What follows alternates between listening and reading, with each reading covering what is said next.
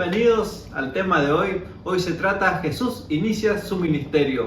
Nos encanta compartir con ustedes y el tema de hoy trata del primer milagro de Jesús. Está en Juan capítulo 2 y es cuando Jesús va a un casamiento de muy posiblemente una familia judía, porque era en la zona de Israel, Caná de Galilea, y Jesús andaba con sus discípulos, también estaba presente su madre María, por supuesto el novio, la novia, había meseros, había un jefe de ceremonia.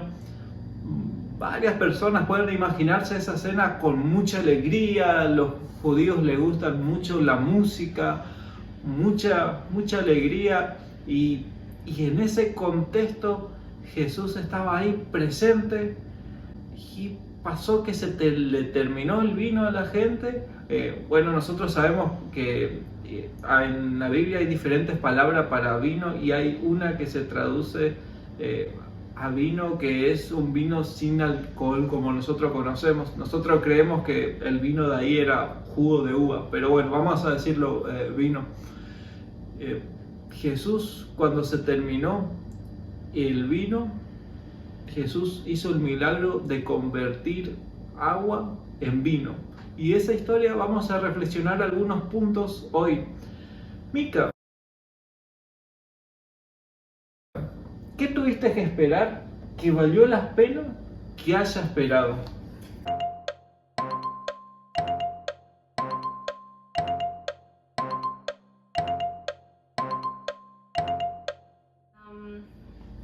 Bueno, creo que una cosa que una persona que espera, o sea, pienso en nosotros, pienso en vos, cuando estábamos de novios a distancia y tengo que esperar como un año, casi 2 años para volvernos a ver.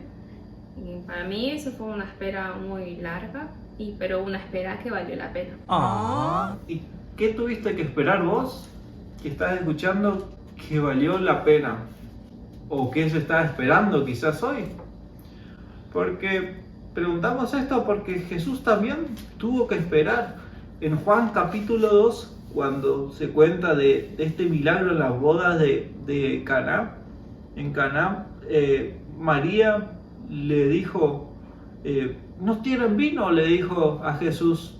Posiblemente le vieron con cierta autoridad, o por ahí tenían una cierta relación con María y le habían contado a ella que no había vino, y María le dice a Jesús, ¿no tienen vino? María creía ya que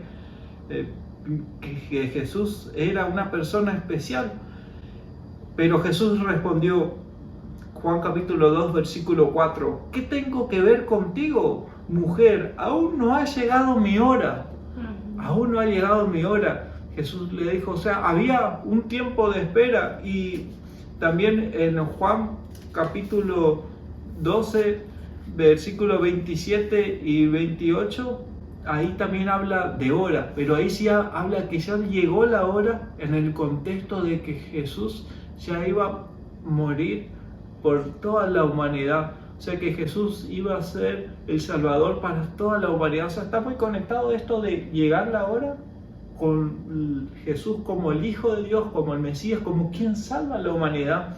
Qué hermoso mensaje. Sí, capaz con otras palabras podemos decir que el momento de Dios siempre es mejor, o los tiempos de Dios siempre son mejores que nuestros tiempos. Y aplicándolo a nuestra vida, quizás nosotros tenemos planes, tenemos sueños, y a veces queremos apurar los tiempos de Dios pensando que es lo mejor, ¿verdad? Pero en realidad no es lo mejor siempre es esperar a los tiempos que son de Dios, a la hora, al momento que está diseñado en el plan de Dios.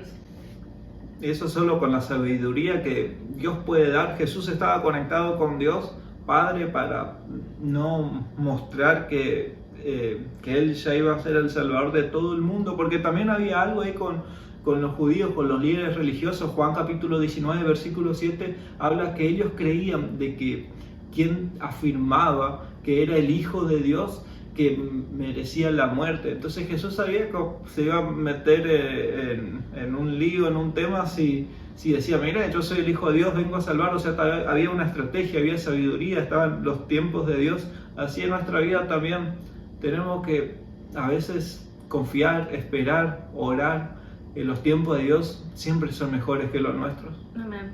La segunda pregunta es, ¿cuándo fue la última vez que actuaste por fe sin que vieras todo listo en el resultado final? Que tuviste que avanzar por fe.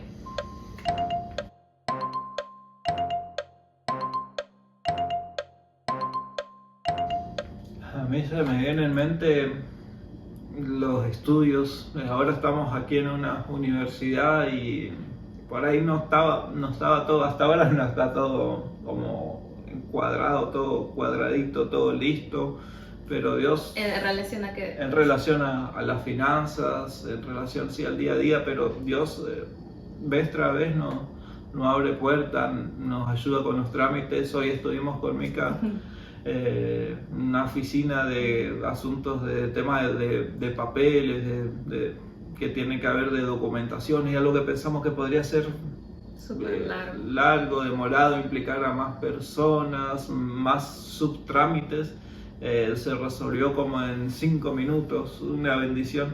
Y bueno, eso volviendo a la pregunta, que actuaste por fe sin ver el resultado final. Creo que eso de estar aquí estudiando, de venir aquí a la universidad, y así en la vida de cada uno, a veces puede que no veamos el resultado final, pero hay que actuar por fe. ¿Cómo conectamos esto con el milagro que pasó? Jesús le dijo a los sirvientes que debían poner agua en las tinajas, ¿verdad? Agua en las jarras, y que lo debían hacer hasta arriba. O sea que en ese momento las personas tuvieron que creer en las palabras que les estaban diciendo. Tuvieron que ejercer fe y, bueno, poner esa agua en esos lugares. Le dice ahí en Juan capítulo 2 como que llenen, métanle full, métanle el que rebose, y además antes de llevarlo dice, bueno, ahora que está bien lleno, tiren un poco. Y ahí después lo llevan y le presentan, como que estaba ahí, la fe tenía que ir no solo, bueno, vamos a poner ahí un poco de agua y vamos a ver qué tal, no, al máximo, tirar un poco y como que trabajar la fe hasta como que a full, como pulir bien, sacar lo mejor. Sí, o sea, en nuestra vida nosotros tenemos que avanzar por fe, por más que tengamos dudas, ¿verdad? Si vemos que el plan es de Dios, tenemos que avanzar y arriesgarnos por fe. Si Jesús fue a un casamiento y ahí tuvo su primer milagro, ¿cómo imaginás que era su personalidad?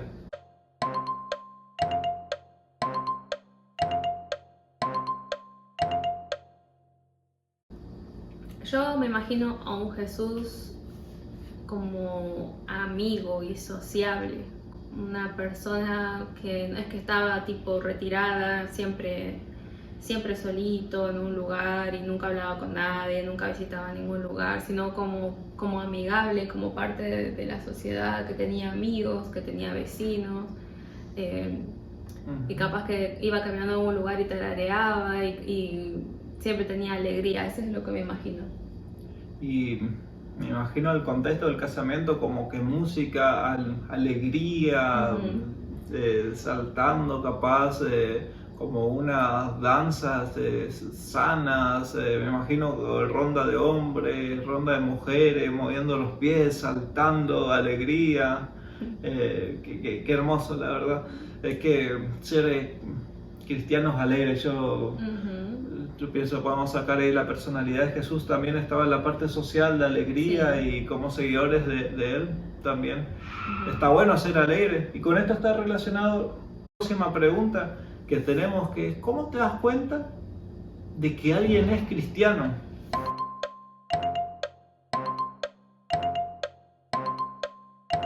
A veces colportando, ¿no? Uno que colportaje es como si fuera a ser misionero y uno va aplaudiendo, tocando las puertas, tocando el timbre de las casas y hablando con la gente acerca de Dios, y se venden libros de religiosos o de salud.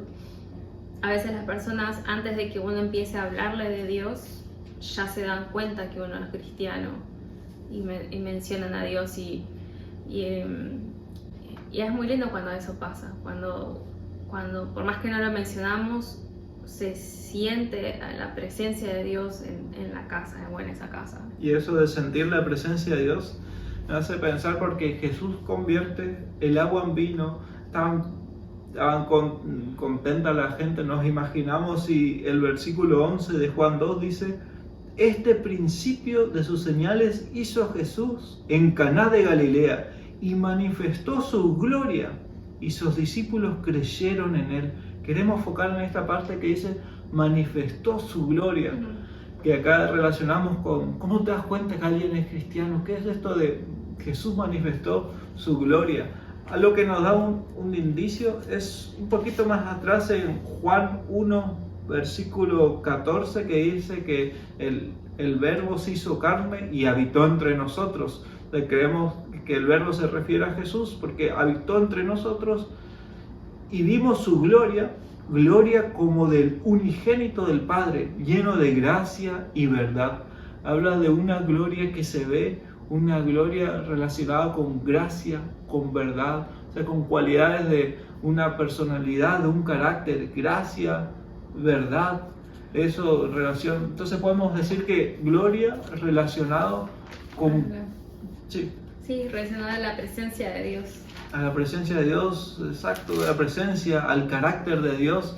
En Éxodo 40:34 habla de la gloria de Dios. También vieron en el Antiguo Testamento cuando tenían el pueblo de Israel que hacían su santuario, el lugar de adoración. Habla también de la gloria de Dios, en relación también a la presencia de Dios. Entonces podemos relacionar la gloria de Dios con su presencia, con su carácter, esto de gracia, lleno de gracia, de verdad. Entonces Jesús, cuando hizo este milagro en Caná de Galilea, manifestó su gloria, manifestó su presencia, su carácter. Y cómo es un símbolo que manifestamos ese carácter, esa presencia de Dios. Amándonos los unos a los otros, reflejándose el carácter de Dios. Totalmente. O sea, también otra cosa, había una canción que escuché hace un tiempo que decía que como hay alegría en la casa de Dios. Y yo me acuerdo que estaba en una estación de tren, esperando en la estación de tren, y estaba escuchando esa canción que dice: hay alegría en la casa de Dios, hay alegría en la casa de Dios hoy, y no vamos a estar callados porque estamos felices, que hay alegría en la casa de Dios. Y yo pensaba, justo estaba mirándome los pies, porque a veces uno está ahí esperando el tren, no ve nadie, me empecé a mirar los pies y empecé a pensar que la casa de Dios en realidad somos cada uno de nosotros, porque somos templo del Espíritu Santo. Entonces, si el Espíritu Santo está en nosotros somos la casa de Dios en ese sentido, y podemos ir llevando alegría, llevando amor o llevando la presencia de Dios por donde vamos. Amén. La presencia, el carácter de Dios. Me gustó lo que dijiste también de amar. Se me hace pensar en Juan 13:35, que Jesús dice: en esto conoceréis que sois mis discípulos, si se aman los unos a los otros. Entonces el carácter de Dios, su gloria se puede mostrar en sus seguidores, en que se aman. Y ahora quiero vos que piense en la gente que viste últimamente. ¿Hay alguien que viste que no merece la gracia de Dios? Que decir, esta persona no merece la gracia de Dios, fue demasiado lejos? No hay nadie que se haya ido tan lejos que la gracia no le pueda alcanzar si la persona en su corazón quiere aceptar a Jesús. Y una de estas historias que también se menciona en esta lección es cuando Jesús tira las mesas de los cambistas, cuando se enoja, ¿no? En el templo, sí. En el templo. No, quizás un poquito más de contexto, que estaban en el templo, la gente llevaba su animalcito, alguna ofrenda para dar para Dios, y había todo un sistema ahí de negocio, había su propia moneda, que estaban en el templo. Porque había gente que vivía lejos, entonces ponele, si vivías en la montaña, no te convenía traer tu ovejita, imagínate, ¿no? Desde la montaña, porque se podía morir en el camino o algo. Entonces se venían directo y compraban la oveja directamente en el templo, pero los del templo habían hecho un negocio que en vez de salir, ponerle que la oveja salía siempre 100, en el templo salía, en vez de 100, salía 200 monedas de templo. Y para hacer ese cambio, todo salía más caro, digamos, en el templo. Entonces, en conclusión, hacían mucho negocio con las ofrendas. El tema que no era solo va a comprar cualquier animalito, era justamente... Y sí, era justamente algo en relación a la adoración de la persona con Dios. Y eso, si te ponen un precio a eso, ahí se complica, porque una cosa es que vos me pongas más caro mi uniforme de fútbol de un club que me gusta, pero otra cosa es si me pone más caro la adoración a Dios, el animalito a Dios, como que está impidiendo que esa persona se acerque a Dios, ahí se pone más complejo. Sí, ¿no? Jesús, en el contexto en el cual está en el templo, había gente afuera del templo. Imagínate, cojos, ciegos, gente que se creía que ellos, estando afuera del templo, se creían como indignos y que no podían acceder a la gracia de Dios. Esa es la idea que le habían hecho creer a ellos, porque no tenían el dinero, la forma de llegar a Dios. Entonces, ¿cómo los sacerdotes, las personas dirigentes religiosos que supuestamente tendrían que proveer o enseñar de que cualquier persona puede llegar a Dios, ahora estaban siendo un impedimento para que cualquiera llegara a Dios? Y eso nos puede pasar a nosotros también, nosotros siendo cristianos. ¿Será que alguna vez somos un impedimento para que otras personas conozcan a Dios y encuentren la gracia? Que seamos puentes para acercar a las personas a Jesús, y que nosotros también, cuando vemos nuestros pecados, miremos a Jesús y aceptemos su gracia, su amor. Amén.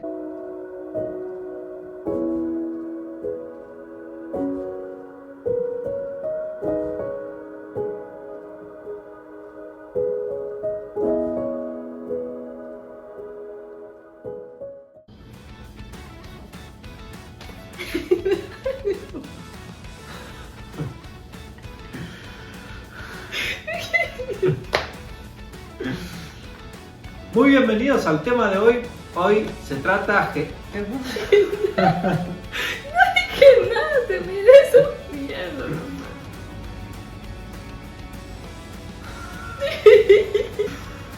Muy bienvenidos al...